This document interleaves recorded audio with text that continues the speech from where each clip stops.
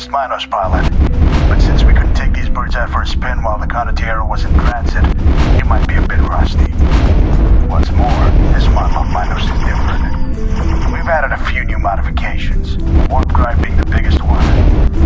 I've set up some targets to bring us back up to speed. This shouldn't take too long, and you'll need to be at peak performance for the rest of our tour of duty. Head to the first warp gate.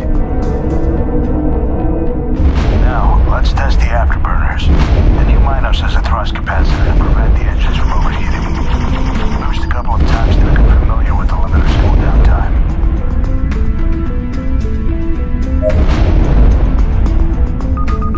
It's time to test your ship's weapons. Pull the primary fire trigger to fire the energy cannons. Let's see if you can eliminate your first enemy in the Tartarian theater, the fearsome cargo container.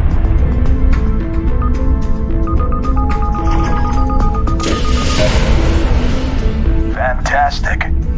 I'm sure the independents have Tartarus viewed you already. Head to Warp Gate 3. I've got a bit of a surprise for you, and it isn't more cargo containers.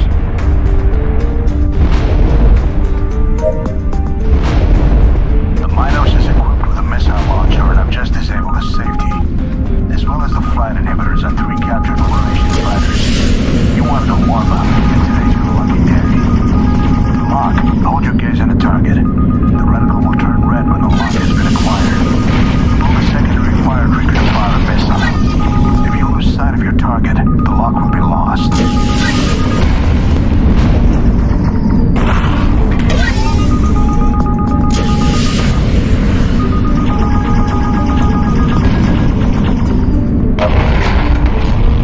Nice shooting, contractor.